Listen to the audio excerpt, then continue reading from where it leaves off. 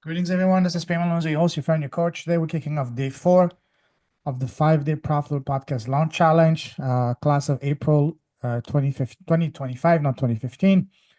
And this is a class for the UK, Europe, and Asia. And yeah, very excited. Today, we're going to be literally launching your podcast, or at least at the foundation of it, and your YouTube channel. So let's get going. Let me fire up my. Okay, where is it? This is the right one. Yep, this is the right one. Okay.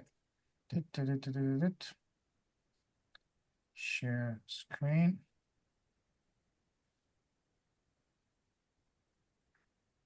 Do you guys see my screen? So today the agenda is basically we're going to be creating your podcasts, assets and foundation, and your YouTube channel as well.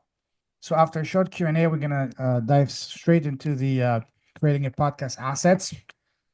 I'll be talking to you about the best way to launch your podcast and 3 easy steps, and then format for your podcast and naming your podcast the right way. And when I say podcast, it goes both ways for podcast and YouTube channel. But for simplicity's sake, I use the word podcast. And then we're going to be literally creating a YouTube channel, which is very easy. And then creating your podcast cover art, thumbnails together, and a final word on recording and editing your shows. So by the end of today, when you implement all of that, I want you guys to have already started your podcast, launched it, and and your YouTube channel. Are you guys excited about today? All right. Any questions about yesterday? And yesterday we had a doozy. We had 3 hours. An hour and a half. Well, an hour 10 with me, an hour and a half with Michiel. I'm gonna end up calling you Muriel. You can call me Michael. It's the same name anyway.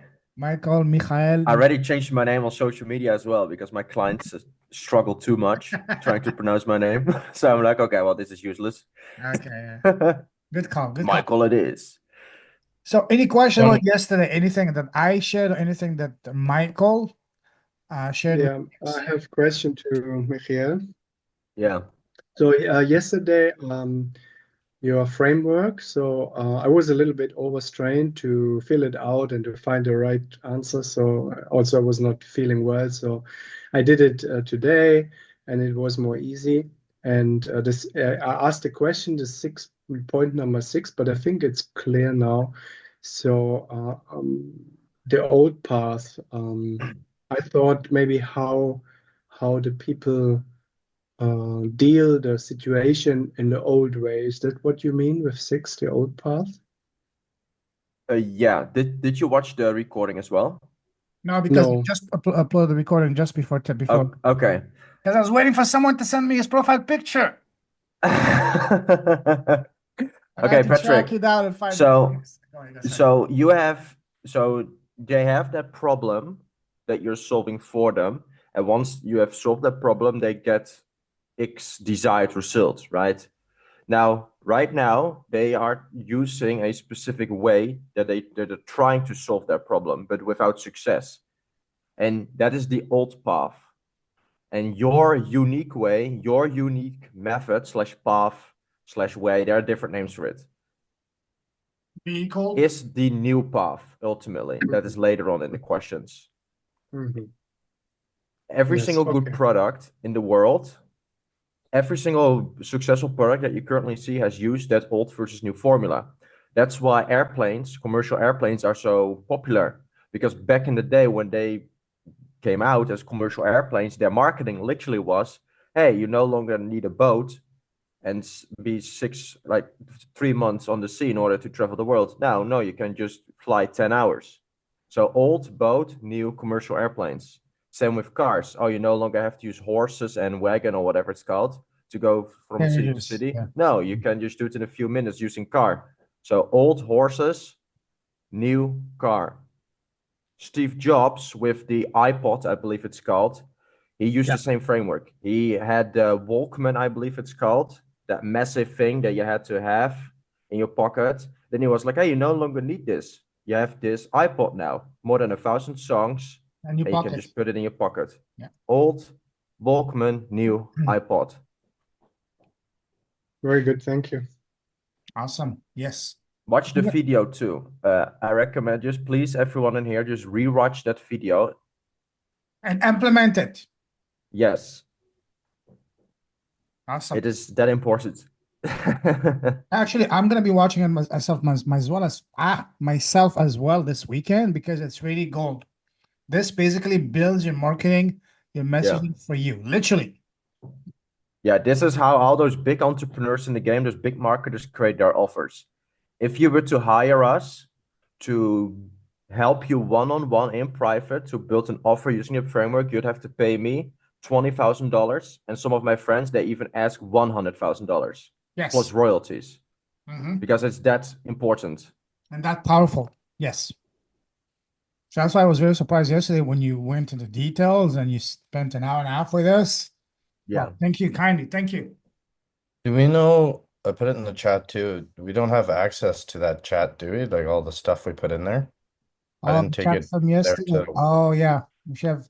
Let me check in my Zoom account if it saved the chat. Please remind me after this call, Riley. Let me just write it here. Yeah. Somewhere on my phone.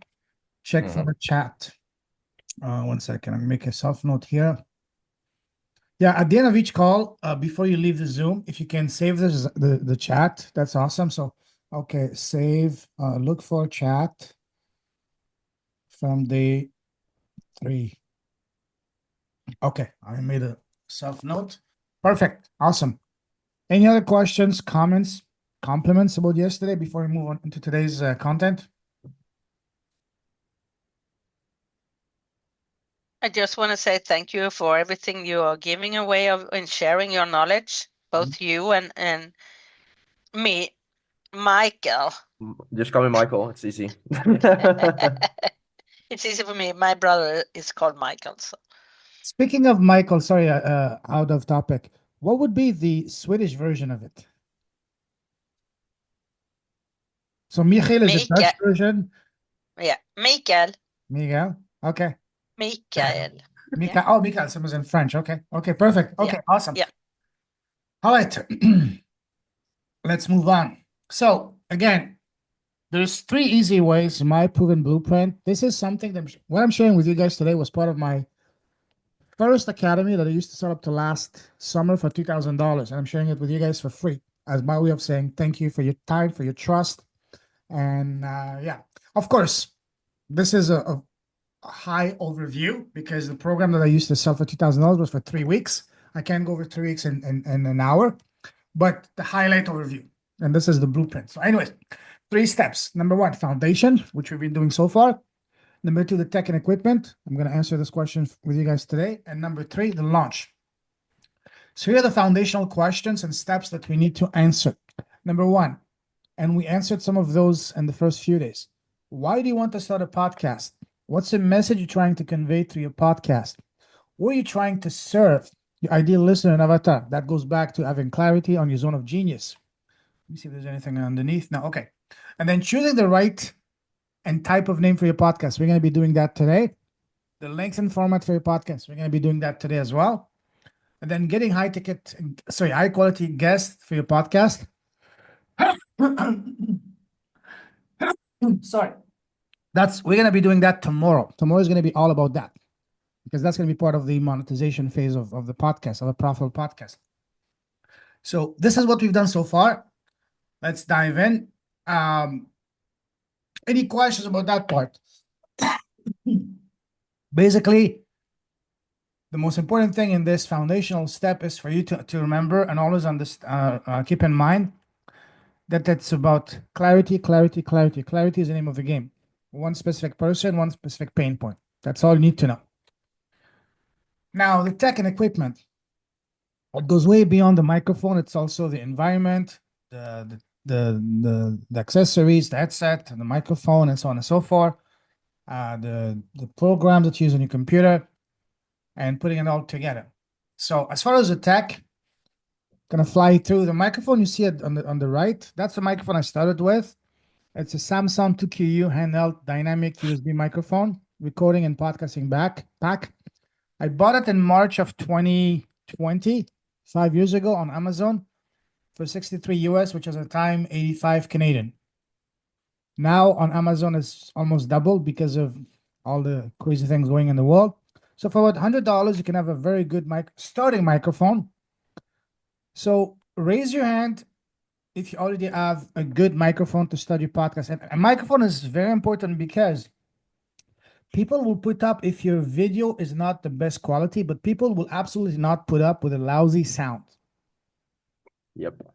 When it comes to YouTube and video, the sound is the most important thing. So, and the good news is it doesn't cost a lot of money to get a very good starting microphone. So raise your hand if you already have a microphone. I I'm don't have having I don't have any like Oh, I had my headset. That's my microphone. That's a good I have starting the point. DJI for Okay. the videos. Okay. It's That's quite good. quite good sound quality, and also there is an Adobe podcast Okay. Good. program. You can make the sound really good. So Good. for traveling, it's more easy than the big Yes. one, but I think the big one is better, right? Yes. Let me show you Patrick, it's another one of microphone. these. It's one of these Mhm. lavalier microphones that I'm currently having as well. Yes, it's the same. Okay. DJI. No, These on no, it's a Amazon. different brand. But I bought these on Amazon. Was in Canada last year for about $100, but I've never used it because I bought a very good microphone. So, but this is an option too. This is much easier to travel with. These are very small, lavalier.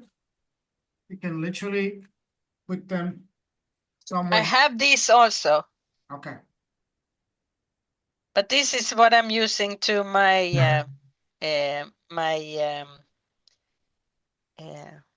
my phone when I'm out doing videos with my horses nowadays okay. to reduce wind and so on. But So- you can use the Adobe podcast program, and it makes the sound even better, and you can diminish the outer sounds and everything, and it's free of charge, the Adobe podcast. Mhm. So it's really, I did it with 2 videos, and it was really good. Share the link, please, Ultimately, the direct. on the Oh, WhatsApp, Patrick. If you have the link in the WhatsApp group, I don't know. Yeah, it's the Adobe. I'll just have, okay. ultimately, though, I do recommend you get a studio microphone, like a Blue Yeti. Yeah. The one I mentioned Because the- here, that's one of the best starting microphone. And 2 tips when it comes to microphone. Make sure you get one that's got that is USB. So all you have to do is just plug into your computer. You don't need one of those amplifiers, and for that you need to be Yeah, on XLR sound engineer. microphone. Yeah, yeah. So USB microphone. You just plug. For example, let me unplug mine. Okay, wait. You see this? I just plug this to my laptop. Yeah. So make sure your microphone is a USB microphone. Yeah, but this is this one is like you have on your glasses, and this is the same. I can use this Yes. extra. This is, yeah, this one. This was not cheap either, so Yes, yes, yes. So this one, it comes with something like this. You plug this to your phone, and you can use your phone to record, and you put this here either on your shirt, Yeah. or even with a cord, like a necklace, you wear it, and you just speak to here. But if you want to go with this, make sure you get a really good one because there's some cheap ones, and the cheap ones are not good. A really good one is about $200. But these one are amazing if you get the right one because they're very small and perfect. But if not, if you want to have a proper setup, get a microphone like the one here on the screen. This one, it's a Rode, one of the best brands. I bought it for $300 when I was in Canada last October. So again, you don't have to spend $300. You can start with this, the one on the screen, which is what, maybe $100. Go on Amazon or go to your local electronic can't even speak shop near you, and you can get a really good starting microphone. But yeah, that's the one thing that you cannot cheap out. Get the best microphone you can afford, because again, people will not put up with a lousy sound quality. Yep. Yeah, I think a good microphone is very important. Oh, big time, yes. Otherwise, people are gonna hate you if your sound sucks. They're Oh, gonna yeah. hate Oh, yeah. you. Oh, yeah. Big time. They're gonna be like, oh, I hate this, click, and then they're gone. Yeah. Forever. Never to be seen again. So But two do you things. have One, make sure it's a do you have USB. Sorry, go ahead, Patrick. do you have your mic on the glasses? Do I see it right? It's a very small photo. Which one? Michael, do Yeah, you have it on the? yeah. I currently put it on the side of my glasses Okay. because it's better. By the way, I don't know if it's actually working. Do you guys hear this? Yes. Yeah. Well. Do a Okay. quick test with and without. Excuse me? Do a quick test with and without. Yeah, is the sound good though? That's the Yes, thing. yes, it's pretty good. It's pretty good. Because I bought it like 2 days ago. Let me see. Okay. How much it cost you? Now I use this microphone. Oh, Of that course, is this much one better. is a bazillion This times is- better, of course. But Yes, I'm gonna it- use this for Instagram. Okay. Okay, but the other one you used yesterday, and that is like you're going into my ears. Oh, Hello. The lower the yes. volume means. So coming back to the microphone, there's two important things you have to keep in mind. Number one, make sure your microphone is a USB microphone. And number two, if you get a proper microphone, make sure it comes with a stand, just like the one you see on the screen. The stand. Otherwise, it's going to be it's not going to be very functional. So these are the only two things you have to keep in mind, USB and a stand. But if you go for a podcasting pack, you can't go wrong with that. All right, cool. I see a lot of people using the clip-on ones. This one. Yeah, that's also an option. Yeah. Yeah. But if you By get the way, you get a good one, not the cheap one. Lorenzo, these were like $30, by the way. That's it. Okay. Yeah, that's it. Amazon or from the shop? Excuse me? Did you buy it online or did you buy it from a shop? No, just Amazon. Okay. Dutch edition. Wait, they delivered to That's some Holland? weird random Chinese Chinese brand. I don't know. They're Wait, all Chinese anyway. They delivered to Holland? I'm surprised. Do you guys No, have, Dutch Amazon. do you have post office in Holland? I'm joking, man. I'm joking. Yeah, we do. Powered They by opened windmills? the first one last week.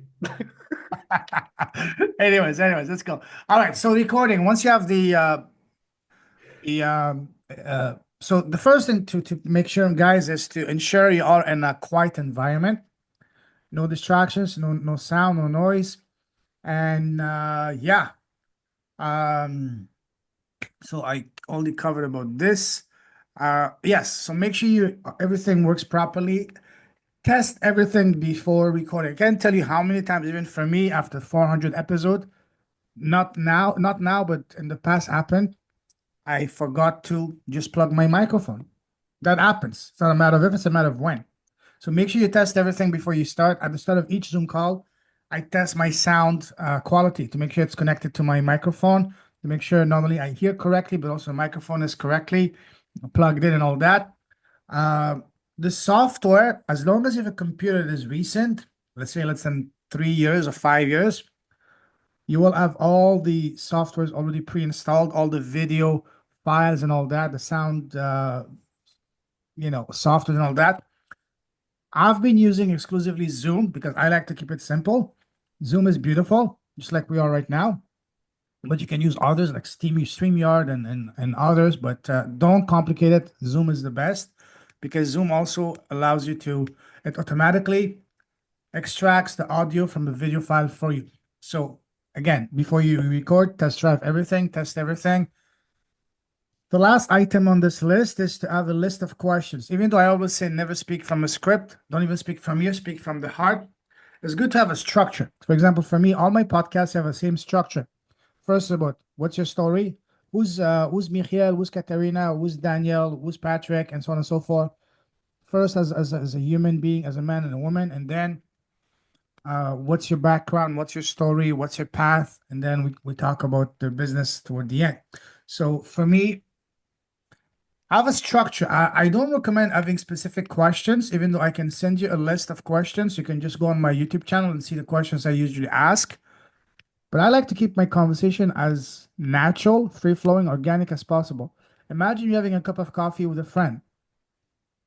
Just have a conversation, just one question. Hey, what's your story? Who's Katerina? Who's Patrick? and let them answer. And the biggest tip I can give you is when you interview someone, do not, and I mean do not, interrupt them every 2 seconds. Don't try to pitch in. Don't try to put in your 2 cents because it's not about you. That's one of my biggest pet peeves. I listen to an amazing podcast with a great guest, but the host is ruining it because the host stops every 2 seconds, wants to put in their 2 cents. Listen, it's not about you. If I want to hear about you, I would go listen to something else. So again, let them finish. Let them complete the sentences. Let them complete their point. Because again, you are the host. It's not about you. The star is always going to be your guest. And if you implement that alone, not only you will be very, very highly respected by your guest, but you will also stand out because I can't tell you how many times people have told me, wow, this was the best interview because you let me speak, you don't interrupt. And when you're really present in the moment, you can ask some really meaningful questions because you're paying attention, as opposed to just looking at a script and then just waiting for them to finish so you can go through the list one by one. Does that make sense, guys? All right, Yep. cool. So again, and always speak from the heart. Now, editing and uploading. Have you guys already recorded, edited, and uploaded any audio or video file before? From your computer to online? Yes, but I have not edited so much. Okay. That's what I haven't done. Okay. What type of computer do you have? Is it a Mac or is it a Windows? Windows. Okay.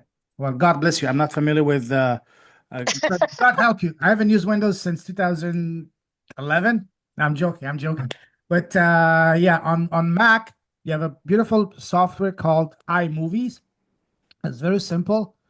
I'm sure you have something similar on Windows. Are you familiar with Windows, Michael? Ha ha ha ha. Of course, I've always used it. Ah, there you go.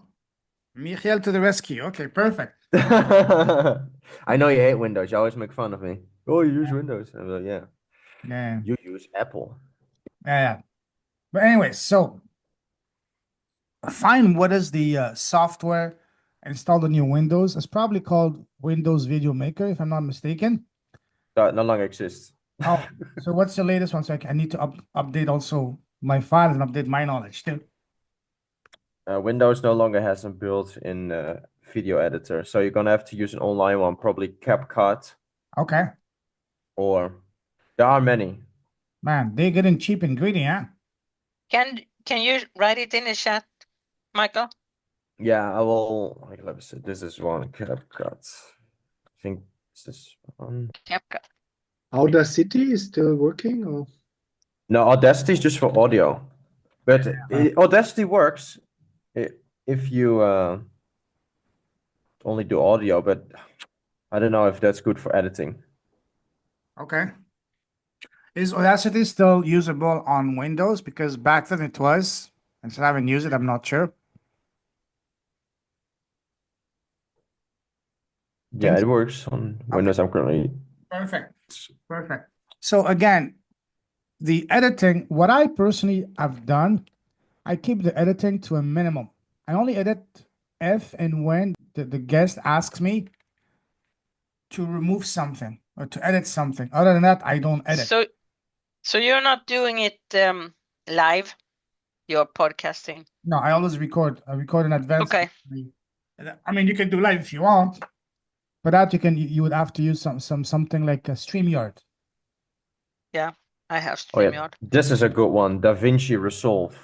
Okay. I believe that one is 100% free, as far as I am aware currently, and it also doesn't leave a watermark. Okay. Okay, perfect. So, yeah, so I recommend to keep it as organic as possible. I don't do any, I do barely minimum editing for two reasons. One, the big one is because I want to keep it as organic, natural, and raw as possible. And two, because I don't want to create extra work for myself. Let's be real, you know?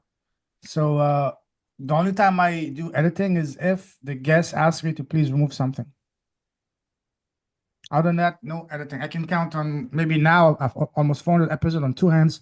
The number of times I had to do editing only because the person asked me to. Anyways, next, whether you should have a headphones are not really necessary. I used to have those big bulky beats when I first started, but then because my podcasts were long, they were a bit cumbersome and heavy. Then I switched to my AirPods, but then I realized, wait a second, I don't even need them. The only time you will need headphones if you're doing heavy, and I mean heavy editing. And because I don't do any editing, and I don't recommend you guys do any editing at all as well, then you may or you may not even need to have headphones when you do your recordings. That's the only time I use it. I use my headphones is when I do some editing because so you can catch some background noises and background distractions, so you can remove them. But other than that, you don't need it. Something else that is very important that I add to all my episodes to make them look more polished, more professional. I add show notes, episode summary, which summarizes what the episode is about, also summary of who's the person I'm interviewing is about. And for that, I usually ask the person to send me their bio. So that's less work for me. I say, send me your bio, and I just copy paste it in the show notes. Plus, I put some of my notes as well. And another one that's very important, that's going to be really making your episode stand out, and that is to have timestamps. Do you guys know what timestamps are? No. Like a table of content. For example, if you go on my videos, I always put like, for example, I will show that to you in a moment on YouTube. Just like a table of content. On minute 25 and 30 seconds, we talk about this. On minute 15, we talk about this.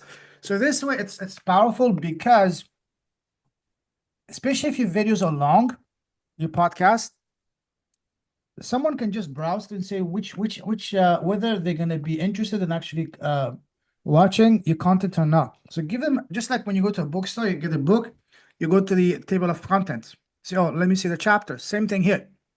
When someone, let's say they jump on one section of the episode, they may like it, and before they know it, they may have consumed half of it.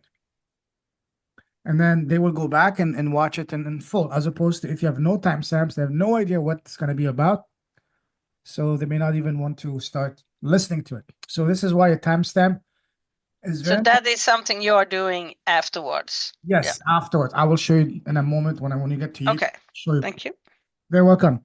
But one word about timestamps, they are very time consuming, especially if you want your timestamp to be very specific, like mine are. At first, I used to do it myself. It would take me for a 1 hour episode. It would take me 2 hours to finish the timestamps. Now I have a very reliable guy in India. He's been doing my timestamps for the last 4 years. And yeah, so you can outsource those inexpensively on a place like Fiverr. You have some really good providers from time to time. If you guys want, I'd be happy to share my contact, my guy with you guys in India. He charges me $20 US for 5 videos. So I just send them my rough, when I finish a recording, I send him the link to those videos, and within a couple of days, he sends me back the timestamps. That's worth it because so if 2 hours times 5, that frees basically 10 hours of my time for $20. One question. Yeah. They need to understand what you're saying, right? Because when I have a German podcast, they don't understand. It makes no sense, right? That's different, yeah. So if you want someone else to do your timestamps in German, then you will need to have someone that does speak fluent German. Yeah, there will be more than $20 for 5 of videos. course. Germany, yes, for sure. Unless you find someone. Surely there's somebody in India who speaks German. Yeah, I mean, German. I was about to say that. Hey, Fiona, do one of your Huskies speak any other languages? sorry, they what? Sorry. Do any of your Huskies speak any foreign languages? I'm just Well, they're both French, so yeah, they do speak French. They Oh. do speak French. beautiful. Yeah, Parfait. they understand commands in English and French. Beautiful. Okay. Mm. Au pied. Because the thing is, as well, without geeking out too much, and I won't say this too long, that dogs, and particularly in huskies, they don't necessarily, they do understand the words, but more they understand the intention behind what you're saying. Yes. They get the energy behind what. I'm sure it's the same with horses, Katerina. Yes. Yes, and I'm just gonna tell you that suddenly Huskies is coming in my Facebook flow. Well, if you get a husky, you know where to come for help. So yeah, but it is. I know people who has that, but it's just we have been talking Huskies, and suddenly I get Husky in my Facebook flow. So well, you know that they're listening all yes, the I know. time. Yeah. Camera and your phone is always listening to us. Yes. Anyways, so yeah, make sure you add those to your episodes, whether it's an audio or video to make them stand out, more polished, more professional. Show notes, episode summaries, timestamps, transcriptions, the contact info for the person, for the guest, and so on and so forth. Editing again is not complicated, but it can be time consuming and has a learning curve. And YouTube is your best friend. YouTube is the biggest university in the world. I was not, and I'm still not a tech guy, but I learned everything I needed to learn to YouTube. And the best way to learn on YouTube is don't just watch passively. Let's say you're learning any skill and the video is 10 minutes. If you just watch passively, you're gonna waste an hour because you will be overwhelmed. Instead, watch, pause, do, resume. Follow along with a video. This way, a 10-minute video is going to take you 20 minutes as opposed to an hour. So yeah. And of course, there's another option. If you have the means and you're ready to go all in, you can hire a professional podcasting agency. I do know a couple of those if you want me to connect you with them. One in Australia, one in the US. And yeah, so that's also an option, but they're not cheap, but they're worth their money. So these are the ways you can do editing. As far as actually doing editing is way beyond the scope of this 5-day challenge. We can do an entire, in my previous academy, I used to spend an entire week just on editing basics. So that's way beyond the scope, but that's something that you can learn very easily on YouTube. All right, next. So I just mentioned that I barely do any editing. So let's move on. So once you've done all of that, then you will need to look for a hosting. The hosting is basically the home of your podcast online. You need to have a hosting option where all your audio files will be hosted. So there's a bunch of options out there. The one I've been using is called Podbean, Podbean. It's the one I like because they have one of the easiest to use, and they have unlimited bandwidth, and it costs only $15, $10 a month, something like that. And because my podcasts are long, I need to have a lot of bandwidth. They do have a free option, but the free option would only work if your episodes are short. Let's say 10 minutes to 15 minutes, because they have a limit of 800 MB per month that you can upload. So go on their website, Podbean. If you're looking for 1 month free, let me know. I can send you my affiliate link. Yes, you will get 1 month free, and I will get a cup of coffee. But other than that, there's plenty of options out there to use. Select the one you want. So, and the way the hosting options work, once you create an account, you simply upload your audio video from your computer into your hosting, and from there, you can spread them across all the platforms such as Spotify, iTunes, Google, iHeartRadio, and so on and so forth, just with a click of a button. But I also see Google is there. So what about Google? Can Absolutely. you say something? Yeah.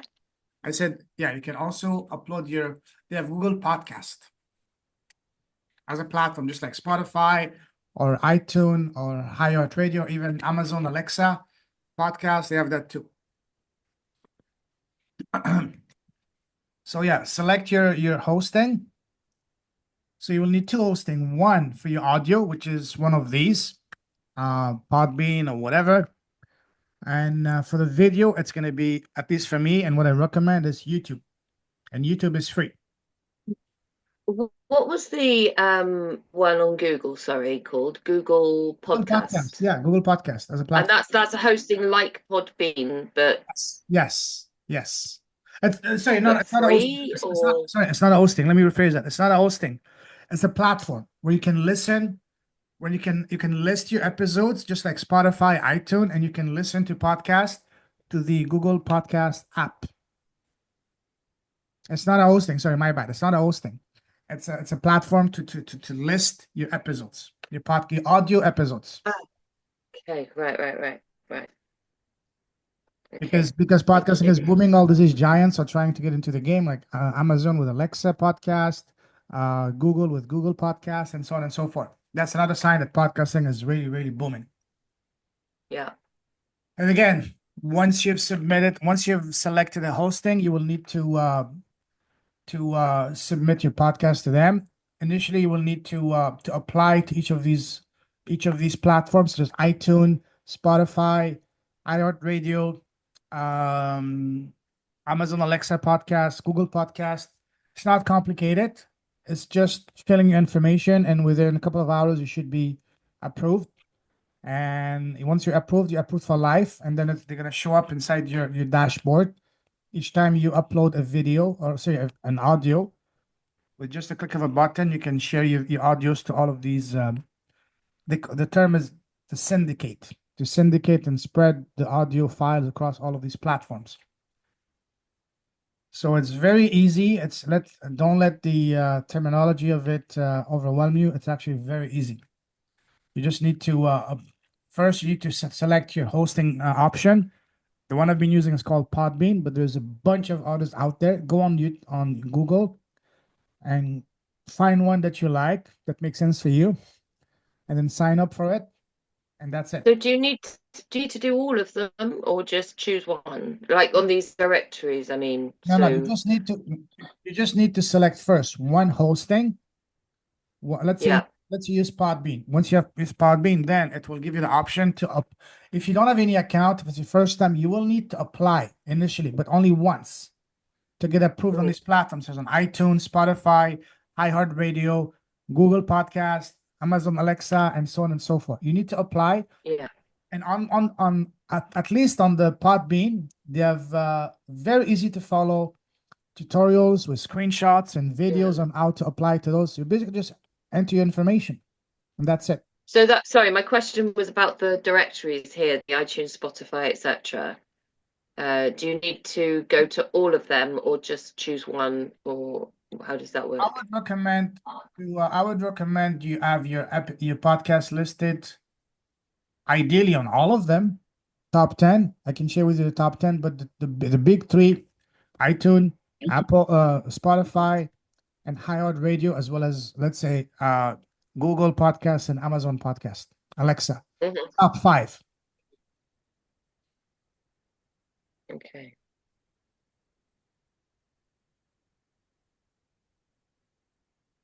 If you guys want any help with that, I'd be happy to share with you content from my paid academy, which walks you through all of that. This is my way of saying thank you for your time. I can share those slides with you. If you want that, let me know on the WhatsApp group, and I'd be happy to share the slides that walk you through all of that later today. All right, next. Once we've build the foundation and taken care of the tech and the hosting and all that, the next is to launch a podcast the right way, so you can start getting leads and making money. I'm gonna expand more on that tomorrow, because tomorrow is gonna be all about making money through your podcast and YouTube channel. But let's go. I'm gonna give you some basic tips in order to have a smashing, banging, good launch for your podcast. Before going live, I highly recommend you have at least 10 episodes recorded. And there's a very good reason for that. One, when people are looking to find and discover, explore new podcasts, they love to binge listen and binge watch. And if they see you have only 1 or 2 episodes, especially if they like the content, but they see you only have 1 or 2 episodes, they will be disappointed and they will leave, never to be seen again. But the second one is the most important one, especially as we are going to be leveraging our podcast for business to get leads and clients, where we're interviewing our prospect. When you do reach out to people that you don't know but happen to be your ideal clients, when you invite them to be on your podcast, the first thing they will do, and that's something we all do, is to check your podcast. Oh, let me check this person's podcast. If they see you have less than 10 episodes, not interested. They won't take you seriously. But if you see you have, say, 10, the more episodes you have, the more seriously they will take you, because the more episodes you have is going to convey the message that, hey, this person is actually serious, committed. They know what they're talking about, as opposed to 3, 5, 6 episodes. This person is just not serious. So this is the main reason that I recommend you have at least 10 episodes. And the fastest way to get those 10 episodes is, and those 10 episodes, I call them your foundational episode, because they will do 3 powerful things. One is going to be your on-the-job training, so to speak, because it's going to allow you to see, to experience, to live, to the process of identifying the people you want to interview, reaching out to them, scheduling them, and then recording, editing, uploading, spreading the video across social media, while at the same time learning the ropes of being an effective interviewer. So it's basically literally your on-the-job training. And you can do that. Honestly, we have 6, 7 people here. If you were to interview each other right away, you would have 6, 7 episodes off the bat. Interview people you know. Ideally, you would interview your present or past clients. And this would do 2 things. One, is going to allow you to build your foundational, I call it portfolio, but also is going to allow you to, at the same time, if you're smart and ask the right question, get a beautiful glowing testimonial out from them without asking for it. So you can say, hey, Michael, I'm excited. I'm launching my podcast. I loved working with you. I love the transformation you've had in your business as a result of working with me. And I would love for you to come to be one of my first guests on my podcast. They will say, absolutely, let's do it. I actually want you guys to try this, to experience this, where you're going to be literally hounded by people that want to get on your podcast.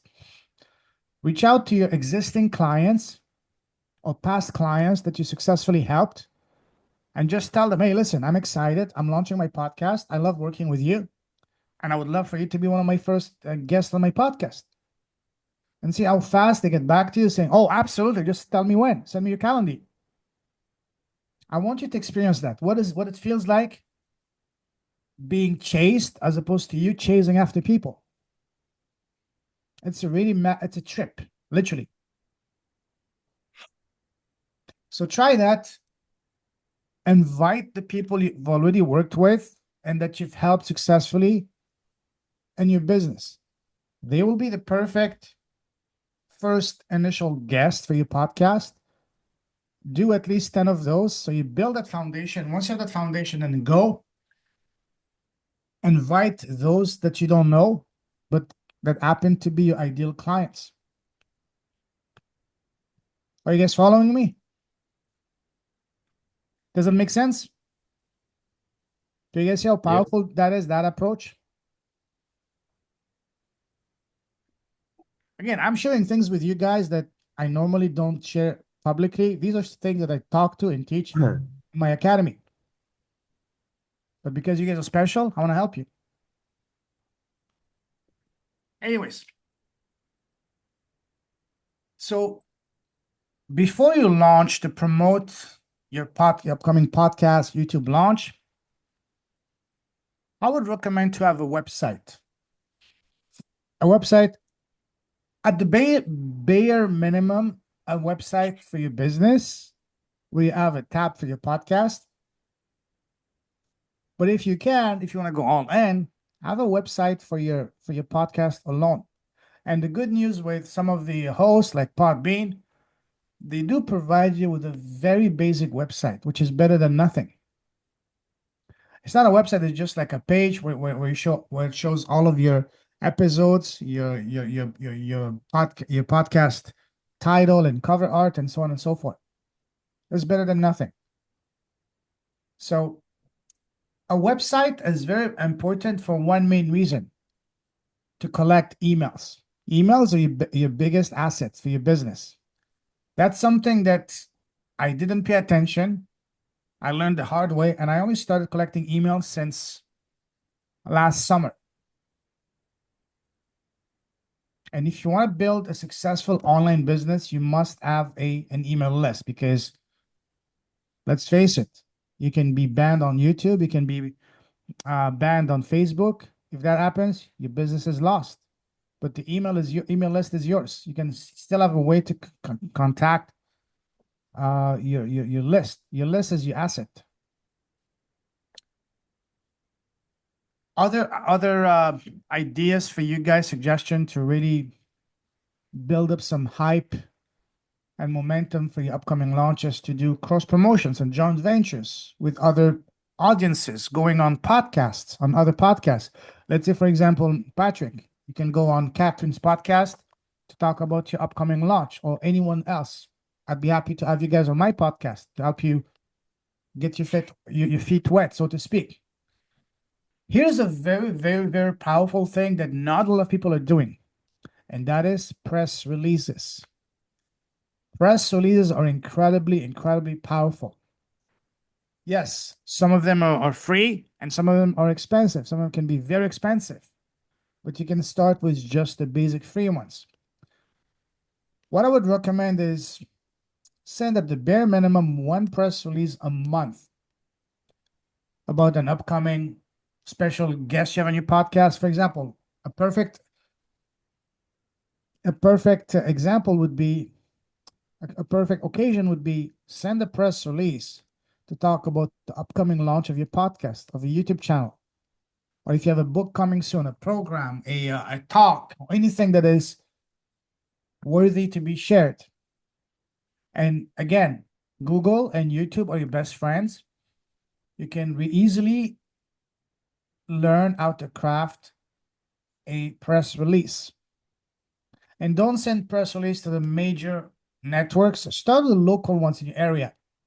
For example, in your town in Holland, Michael, for you, Katarina, and your town in Sweden, for you, Fiona, and your little, as we say in French, bled village, and you, Normandy or Brittany, right?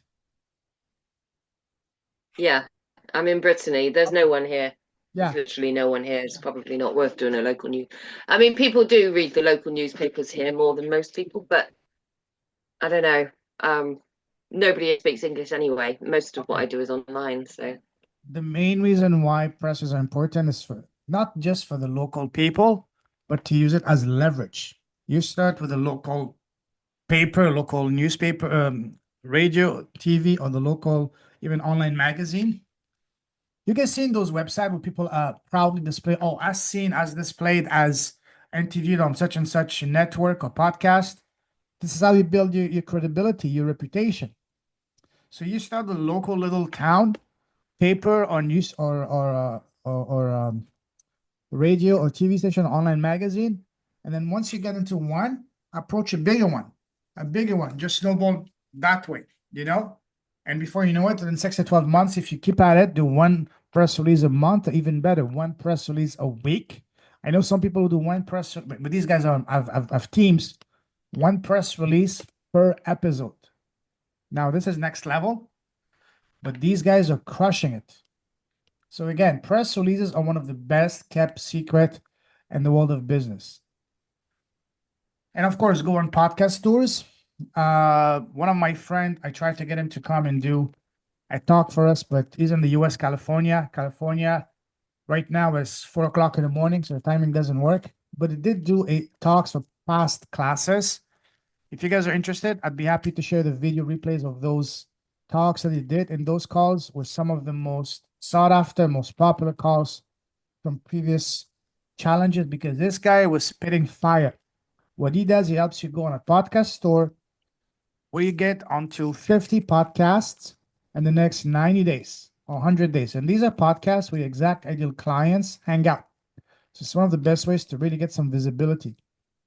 If you guys 5 o'clock in the morning. Yeah, 5 o'clock. Yes. So if you guys are interested, put a 1 in the chat, and I'll share with you guys the replay of his last talk.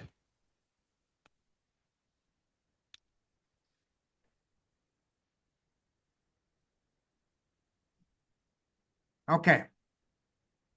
Now, let's get back to our podcast. I'm gonna talk to you about the format. So what format do you want your podcast to be? That's really up to you, but let me share with you the different options available. The first and obvious one is solo, where only you talk. You speak about, you share your knowledge, you share tips, you talk about the news, about your industry, updates about yourself, your business. So it's only one person talking. It's either you or someone else. Co-hosting is two people. You can have a co-host. So two people talking. Two people talking can be good because it allows you to have someone to bounce ideas off and to make it more fun. But also it comes with its own set of potential challenges. Deciding to have a co-host and selecting a co-host is a big decision. It's like going on in business with someone or marrying someone. You need to really discuss in advance your vision.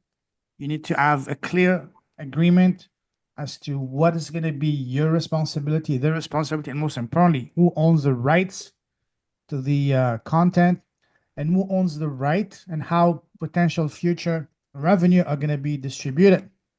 These are important things to consider if you decide to have a co-host, and even more so if, for example, you're in one location and the co-host is at the other side of the world. You got to find a time that works for both of you.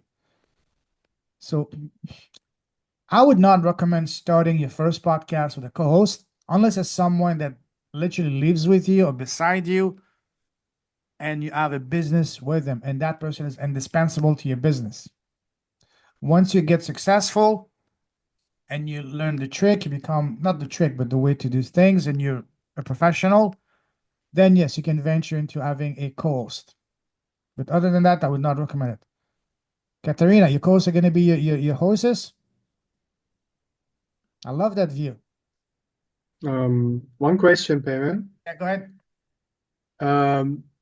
Is it okay to make a mix like interview and solo talking about different topics and also have an interview mixed in one podcast? Is it okay? Absolutely. Listen, it's your podcast, it's your business, you call the shots. Some of the most successful, for me, I prefer to do exclusively interviews for two reasons. One, because I'm very curious. I want to know people, I want to know their story, but also because that's the best way to get clients. I exclusively interview my potential clients to build that trust. All the things I've been talking about since the beginning. We are very strategic. Another question on that. Oh, okay, sorry. Yeah. Yeah. So again, I've seen some successful podcasters that do 5 episodes a week. They have a ratio of say 3 interviews. One can be just them talking, and one can be they interview an expert on the topic, on the field. So bringing an expert from time to time is a great way to further elevate your authority and your niche, because again, your audience will associate you with someone that is successful. They say, oh, this guy is actually trying to really, or this woman, to provide us as much value as possible. So it's really your call, however you want to slice your podcast. There's no right or wrong answer, Patrick. It's your business, it's your call. Yeah, so mix, okay. And the other question is, when I invite other coaches who do similar work, I promote them, of course, Mhm. and there should be like the tour, you know, I go in their podcast, or if it's just a coach who doesn't have her own podcast. So people, I mean, there's no competition thinking, but at the end, of course, I have to take care of it.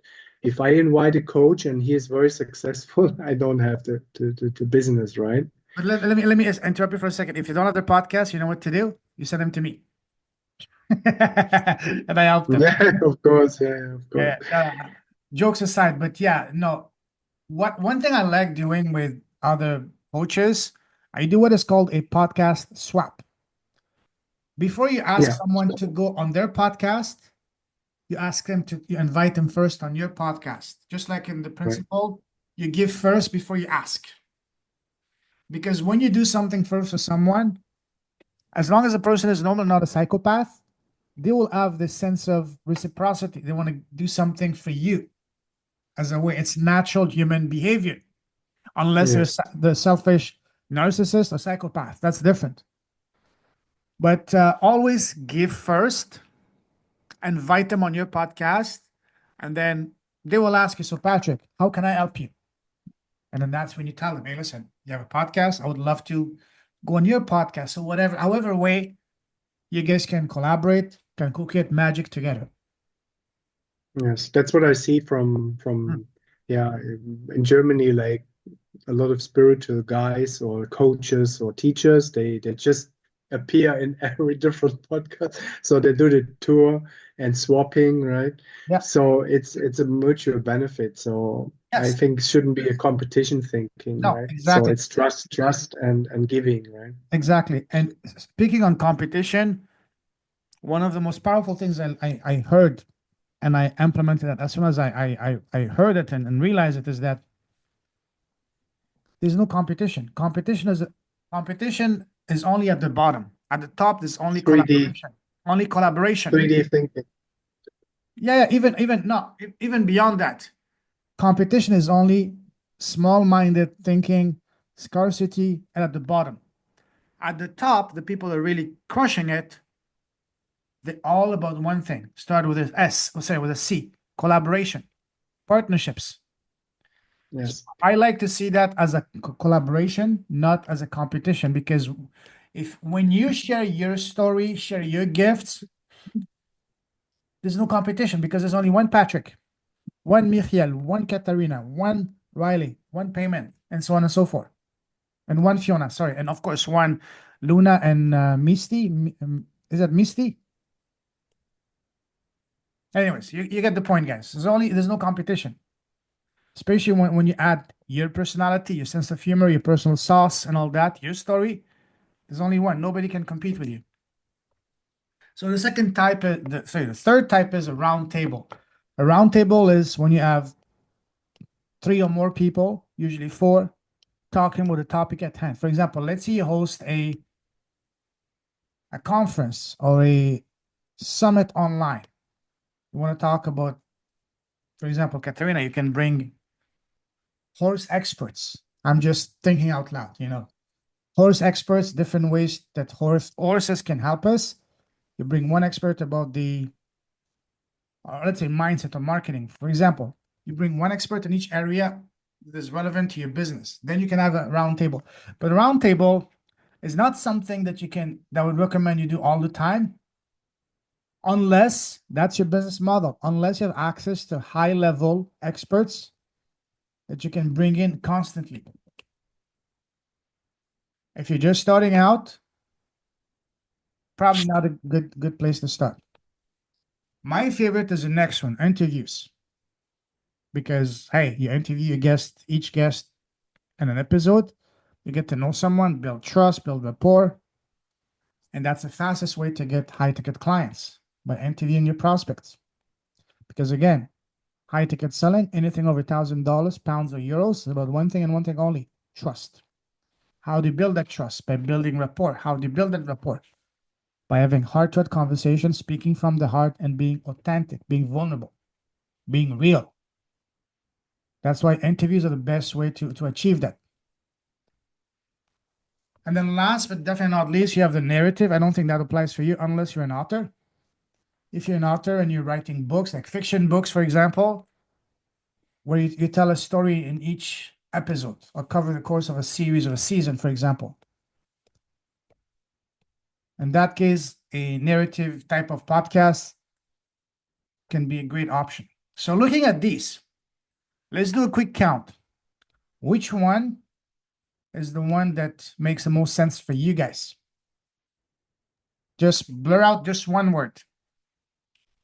Keep it short. Interviews. Awesome. Absolutely. Patrick? Interviews. Okay, Riley? Yeah, Okay. I think that. Yeah. For me, Yeah. is because I want to talk about different topics like fear or emotions or blockages, whatever. So I will make like 15, 20 minutes, talk about it, put it in YouTube, Mhm. and then or in the podcast. So I will do a mix, I think. In my case, it makes sense, right? Perfect. Awesome. What about you, I Michael? can, Go ahead. Sorry. Go ahead. Katerina, go ahead. yeah. I have been writing a chapter in this book. We are 22 authors.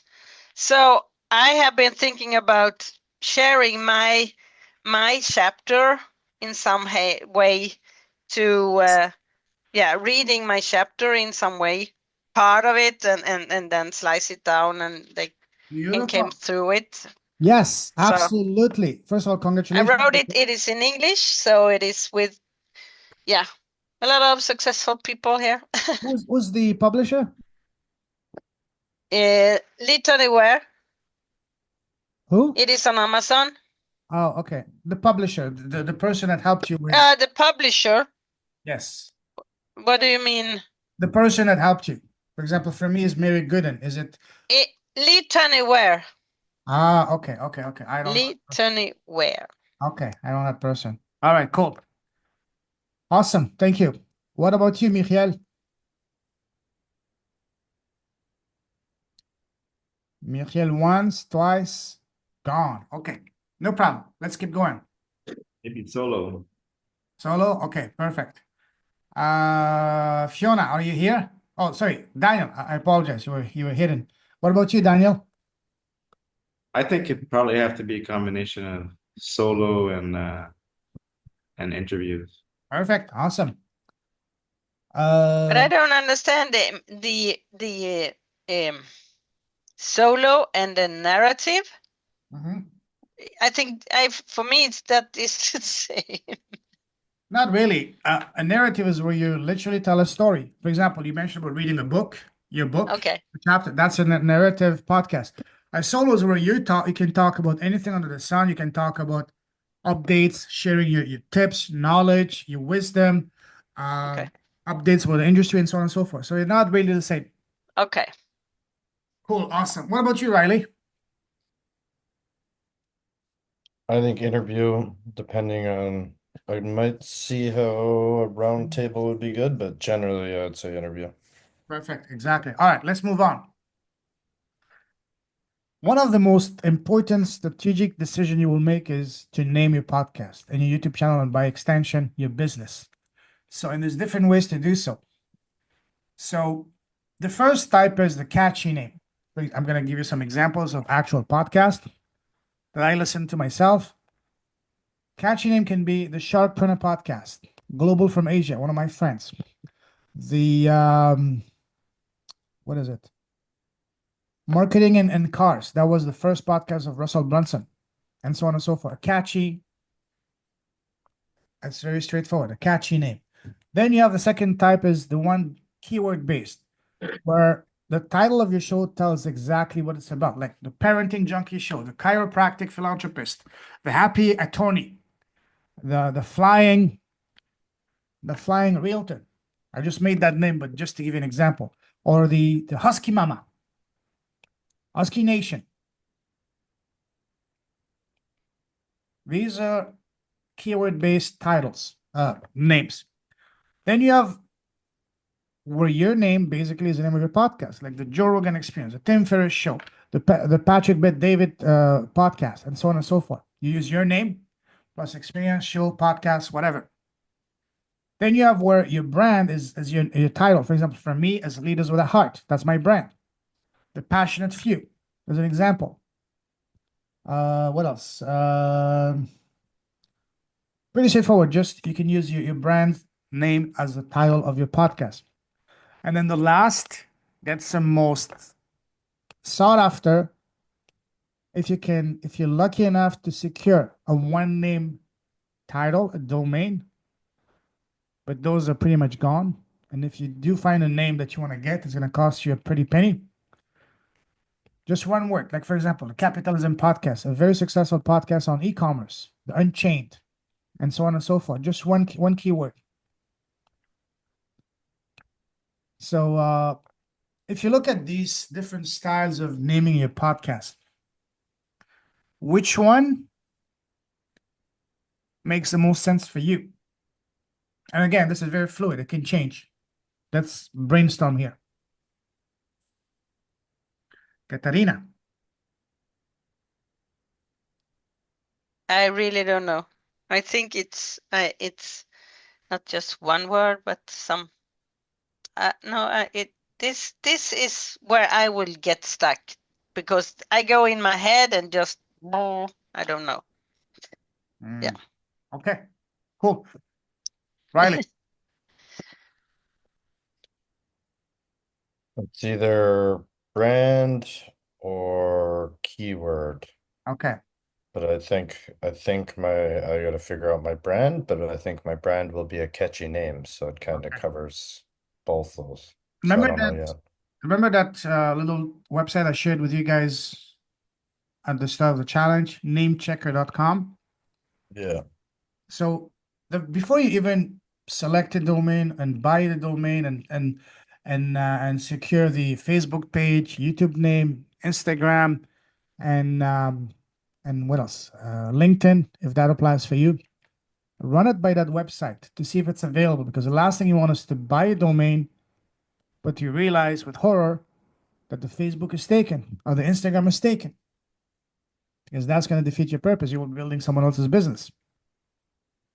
So name checker, name and then checker, CHECKR.com. It's free. You just enter the name. If it's green, it's available. If it's red, it's taken. Very simple. I've been using this for at least 10 years. I'm still amazed that that website is still free. What about you, Daniel? How are you gonna name your show?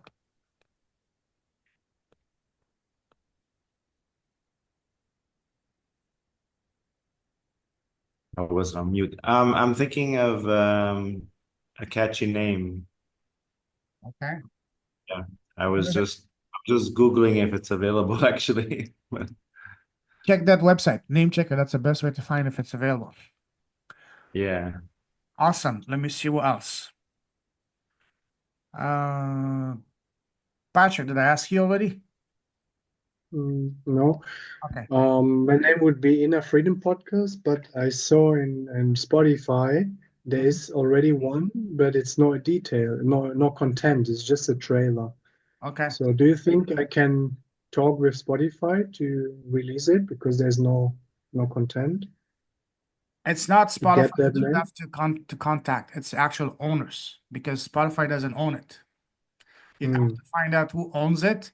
And if it's in 99% of the cases, when you reach out to someone because you want their name, they will ask you for money, and a lot of money, because you see as something you want, and they will try to squeeze you as much as they can for it. So keep that in mind. There's zero content. It's very sad. Yeah. Try something else. So you said, what was the name again? The Inner what? Inner Freedom. Okay. You can name it Your Inner Freedom Show or The Inner Freedom Show, something like that. Just add one or two words before or after, so this way it stands out. Inner Freedom Show with Patrick. The Patrick Inner Freedom Show. Or the Patrick Inner Freedom Experience. Go on, what I recommend you guys, go on Spotify, go on Apple, iTunes, take a look at all of the top podcast names and get inspiration. I'm not asking you to copy, but get inspiration for the names. Look at what the successful guys and girls, how they are naming their shows. And then just plug your information. Again, it's not to copy, but to get inspiration from. Okay. Thanks. You're welcome. Now, let's get our hands dirty. This is my old cover art for my podcast. Are you guys familiar? Have you used Canva before? Yeah, Canva is your best friend. Very easy. So let's do that. Let me stop sharing this screen and go on Canva. And we can start. Okay. So Canva. Just don't want to share anything I don't want to share. Okay.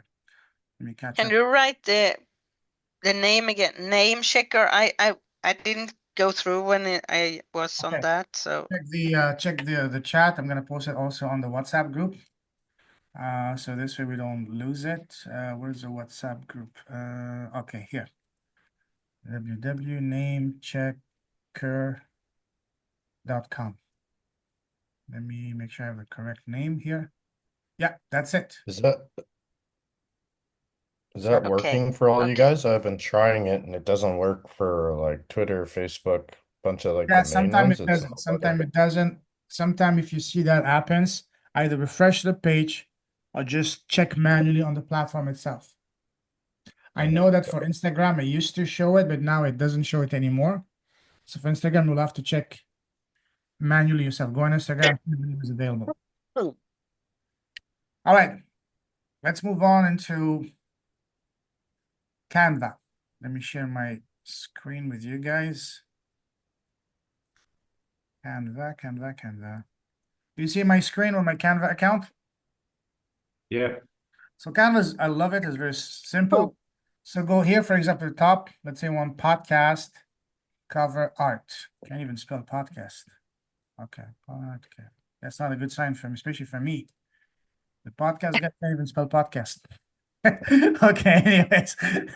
Okay, podcast cover art. Okay, when you click this, then you get a bunch of templates. These are templates. You just pick the one you like. Okay, this one is similar to mine. Okay. Let's take this one and so customize and then once you click on one, it gives you more similar suggestions. Let's take one that is easy. I like this one, the Bailey podcast. Okay. Oops. So then you can basically pretty much change everything. Oh, okay. Maybe not a good idea. Okay. That's a great one, but let's see something else that can be easier to edit. Let's go with this one. This is pretty simple, very straightforward, very clean. Oh, this one. Oh, this one is good too. This one too. Let's go with this one. So then you just change the name. It's very easy. You just go into the uploads. You put one of your picture. Let's put Sunshine's picture here. Oh, it's not going. Ah, there you go, Sunshine. Sunshine, you here? Okay. Present. Okay, the Sunshine show. Okay, and then you change the font. Okay, let me go faster. Put it to 100. Oops, too small maybe. The Sunshine show, yes, too small. Okay, let's make it bigger.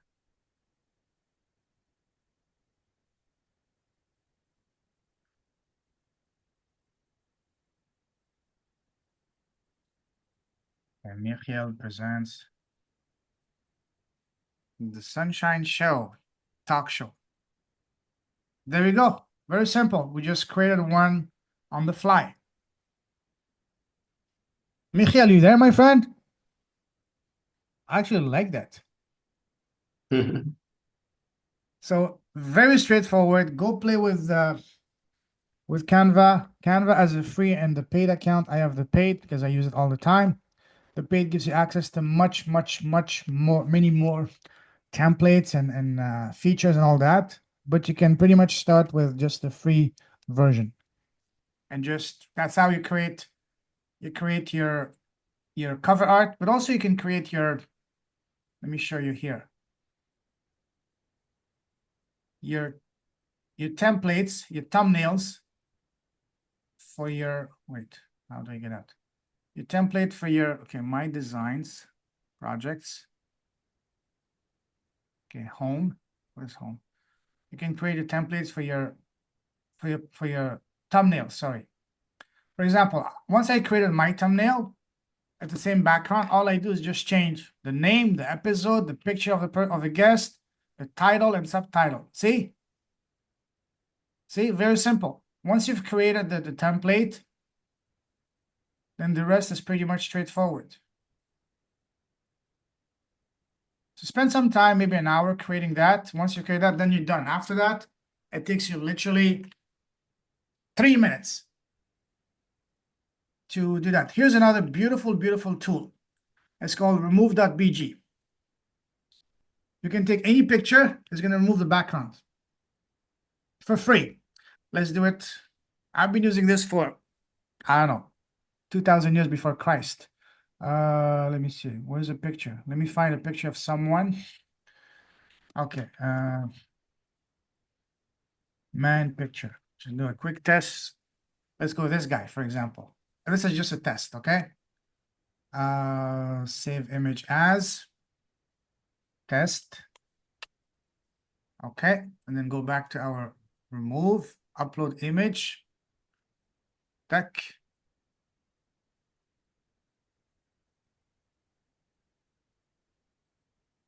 And then you download, go for free. And then you upload it to your, wait, where is it? Your templates, upload.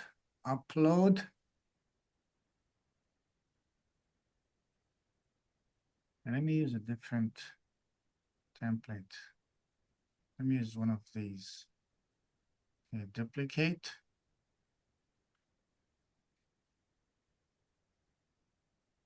See how easy and how good that is and how cool that looks? And Thank you for that tip. I didn't know that, so that was really good. You're welcome. And honestly, I'm the least tech savvy guy, but YouTube is your best friend. And another thing you can do, you can flip it. Looking this way or this way. Which side is better? Left or right? I like it this way. And then you can make it as big as you want, as small as you I want. like it the other way because then he's turning inside towards. Yeah. That's yeah, absolutely. That's how I think. No, that's good. That's good. There's no right or wrong answer. So again, have fun with Canva, create your template, create your thumbnails, create your cover, your banner for Facebook, for YouTube, and whatever other platform you use, LinkedIn. A beautiful option with the Canva Pro is that you can resize it for every platform that you want. It's not available with a free one, but with a paid one is like 14 Canadian, which is 14 US dollars a month.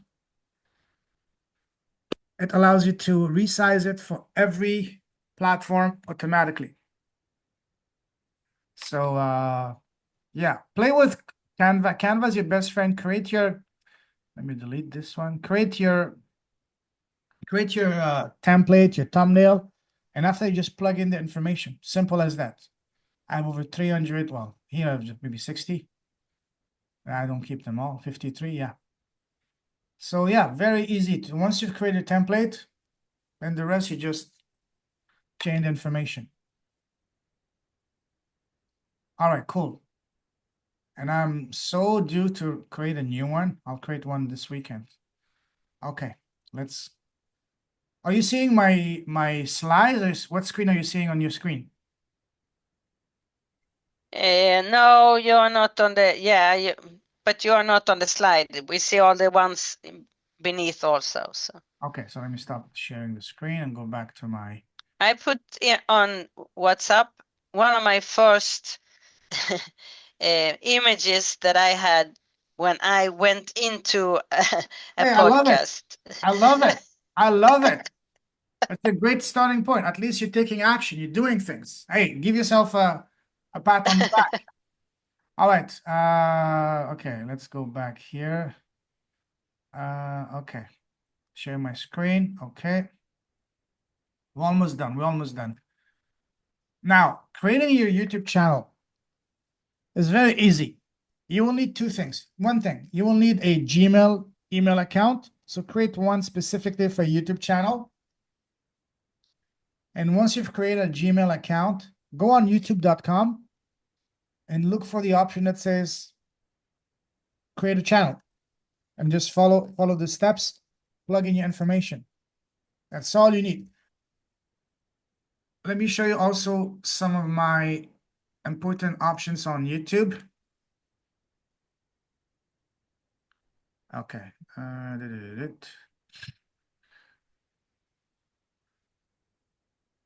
Where's share screen? Do you see my screen with my YouTube dashboard? Yes.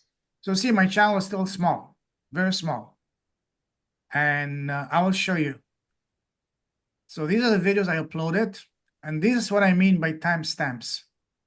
See, first you have a title. You have a limit of 100 characters. Then in the box, you have a limit of 5,000 characters. Yeah. I put a summary here. Usually when I do an episode, let me show you an actual episode that I did. Like this lady, Lara Waldman.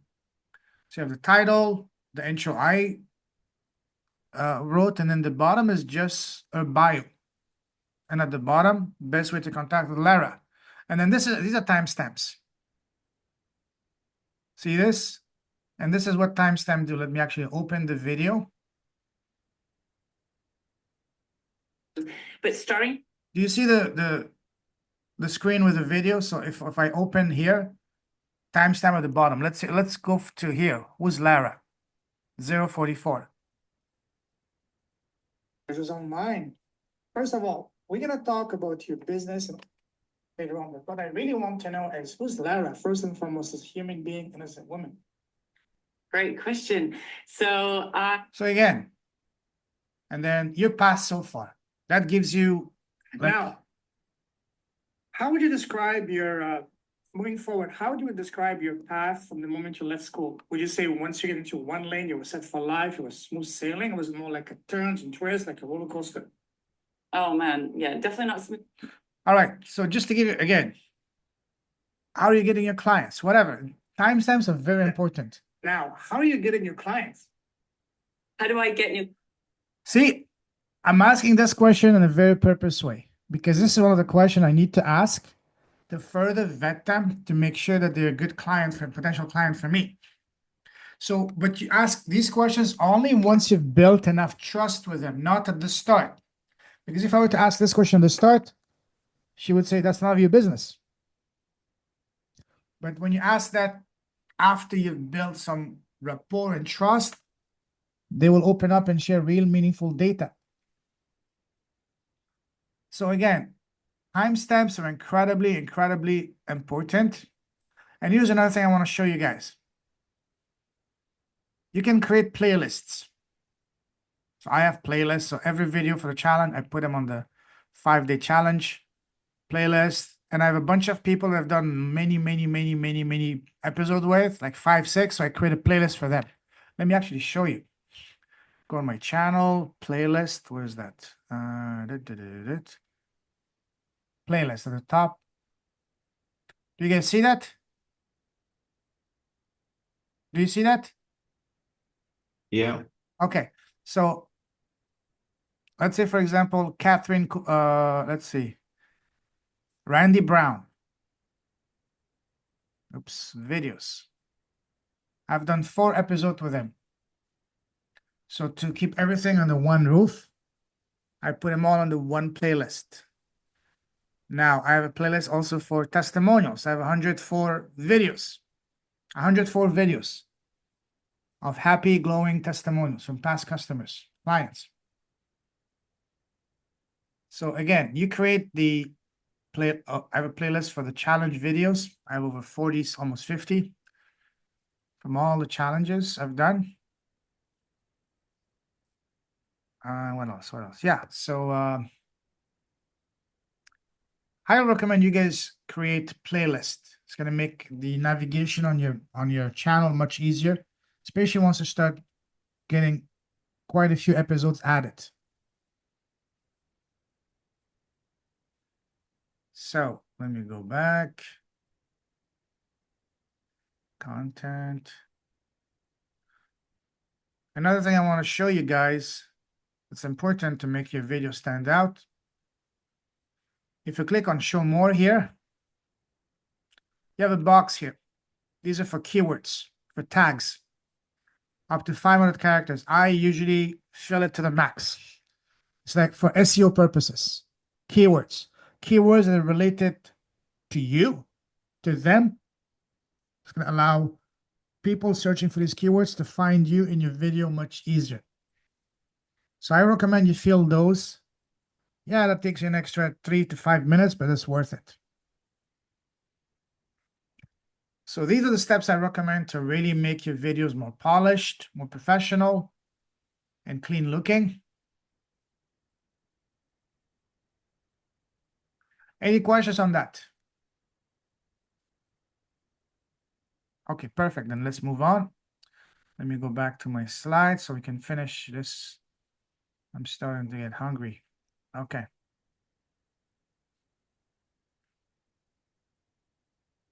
Okay, let me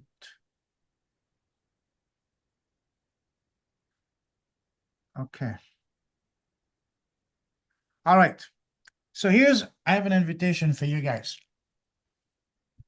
Book a quick call with me for next week to further brainstorm and see how we can implement podcasting for your business and brainstorm together. It's a free call, 30-minute call next week. I will share with you guys my Calendly and the WhatsApp group. Book a call with me. Happy to brainstorm to see how we can implement podcasting for you and your business. And now you can get high-ticket clients to your podcast to your business for your podcast. I can't even speak correctly to your podcast for your business. Yeah, correct. Yeah. So that's it for today. We've completed. Any questions so far on anything we covered today? No, I'm just gonna say that I will be on my phone just listening tomorrow. Okay.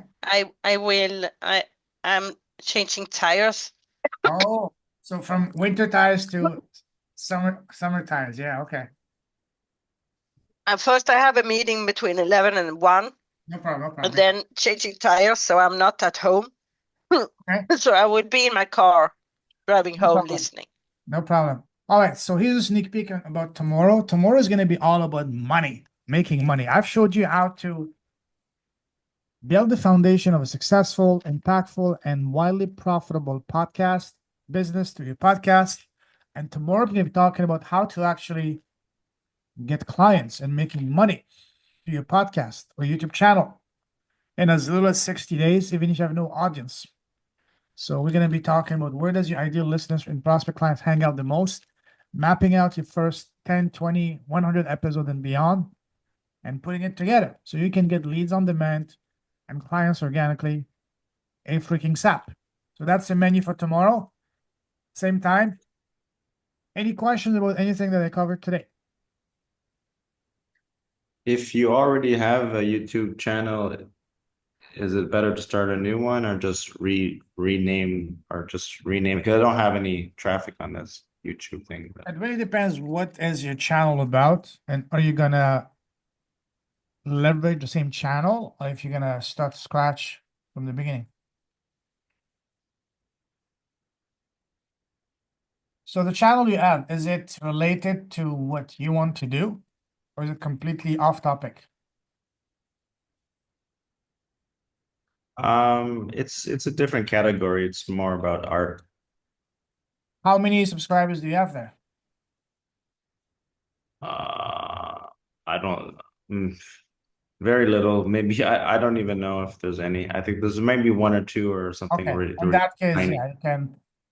I'm pretty sure that you could rename your channel, play with the options on your dashboard, see if you can rename it. If not, just create a new one. But before you create a new YouTube channel, you need to get a separate Gmail account and make sure that you always have access to the Gmail account, because 2 years ago, I almost lost access to my YouTube channel Because if you don't log in to your YouTube, to your Gmail account associated with your YouTube channel, after 30 days, YouTube and Google will lock you out. That almost happened to me in the summer of 2023. I was horrified because I'd spent 3 years building this channel. That was my source of income and all that. And then out of the blue, I couldn't access it. So I had to go through hoops. One of my friends in Kuala Lumpur, Malaysia, he actually works for YouTube compliance. He was able to walk me through, but then I still had to wait 30 days before YouTube Oh, and Google were able to send me a new login. So I had to wait 30 days, take a break for 30 days before I can access my account again. So basically, you need to have a Gmail account and make sure you log into Gmail account at least once a month. So Google sees that, hey, there's activity. Otherwise, after 30 days, for me, it was almost a year of inactivity on my chat on my Gmail account, and they thought it was a dormant account, while it was yeah. not. I actually have two Gmail accounts because at one point I have one that's like a paid Gmail account, and then Professional. yeah, like and then I didn't have a budget to pay for that, so I kind of didn't renew it. And then you can lose access to all your Gmail. So I made a new one, and then I ended up restarting the other one as well. So now I have two Gmail, but yeah, if you stop using the premium service, then you get locked out of all the services that you're using. Yeah. Those kind of So start with a free account. My account that is still on my YouTube channel, my Gmail account is still a free account. But now that I learned the lesson, I log into it at least once a week. And maybe once a month, send yourself an email from that to your main account so Google sees there's activity. Because that can be horrific. I almost lost access to my main business because of something as stupid as this.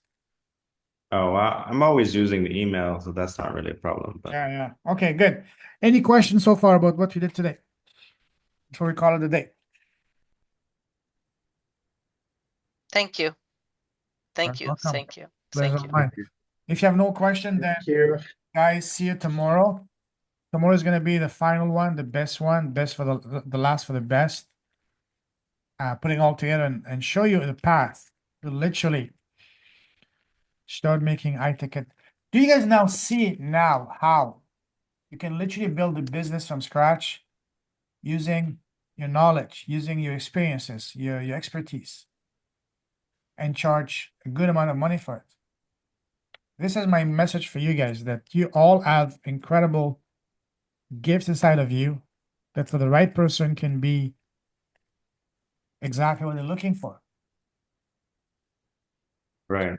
Don't self-limit. The best way to identify, go back to day 2, I believe, which was all about your zone of genius. And the best way to identify that is, again, imagine that I'm hosting a conference and one of the speakers bails out on me in the last minute, and I call you. Hey, Patrick, Daniel, Katarina, Fiona, I need you to come today, right now, in 10 minutes, do a talk for an hour. No preparation. What topic can you talk about for 1 hour in a meaningful, compelling way for an hour? That's your zone of genius. So that's your assignment. I really hope that you guys are taking this seriously and doing the action steps. Again, don't view this as entertainment. This can be life-changing if you do it, if you implement. Just the free information. This is just the tip of the iceberg.